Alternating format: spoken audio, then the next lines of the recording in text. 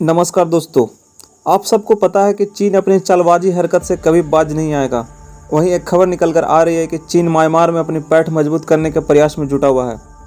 दरअसल भारत के chief of defence staff general Bipin Rawat ने शनिवार को कहा कि भारत को म्यांमार में मौजूदा स्थिति को देखते हुए उस पर बारीकी से नज़र रखने की ज़रूरत है।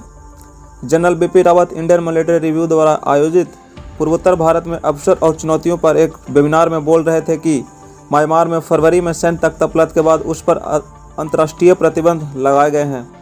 इसके बाद से चीन वहां अपनी पैठ मजबूत करने के प्रयास में जुट गया है। माना जा रहा है कि म्यांमार पर प्रतिबंध के बीच चीन के बेल्ट एंड रोड एनिमेशन को और रफ्तार मिल सकता है। देश के सबसे वरिष्ठ अधिकारी ने कहा कि म्यांमार में सामान्यतः स्थिति की वापसी देश के लिए साथ हमारे ऐतिहासिक और सांस्कृतिक संबंधों के कारण क्षेत्र विशेष रूप से भारत के लिए अच्छा होगा। उन्होंने कहा कि भारत का पूर्वोत्तर क्षेत्र जो बाकी हिस्सों से जुड़ा सकरा और कमज़ोर सिलीगुड़ी कॉरिडोर या चिकन नेक की वजह से देश के लिए अत्याधुनिक भू राजनीतिक महत्व है।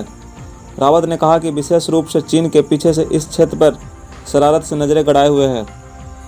वहीं बिपिन रावत ने कहा कि रोहिंग्या शरणार्थियों की उपस्थिति क्षेत्र के लिए एक और चिंता का उभरता हुआ क्षेत्र है। उन्होंने कहा कि इसका इस्तेमाल कट्टरपंथी इस्लामिक समूह का द्वारा क्षेत्र में अशांति फैलाने और शांति की और सुरक्षा को कमजोर करने के लिए किया जा सकता है। चीन के अलावा पूर्वोत्तर क्षेत्र में बॉर्डर की स्थिति भारत के लिए विद्रोही गतिविधियों, अवैध प्रवास और नशीले दवाओं की तस्करी जैसी अन्य सुरक्षा चिंताएं हैं।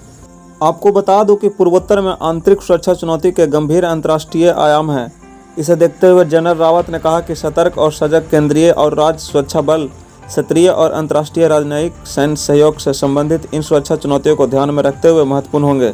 हाल के वर्षों में पूर्वोत्तर क्षेत्र में नियंत्रण, आतंकवाद विरोधी अभियानों और पड़ोसी देशों जैसे बांग्लादेश, भूटान और म्यांमार में चरमपंथी संगठनों के लिए सुरक्षित पनाहगाहों को नुकसान के कारण हिंसा में बड़ी कमी आई है।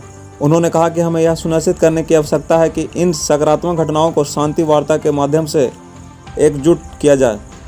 आपको क्या लगता है, हमें कमेंट में जरूर बताएं। और यदि आप हमें सपोर्ट करना चाहते हैं तो आप हमारे चैनल को सब्सक्राइब कर सकते हैं। जय हिंद, जय भारत।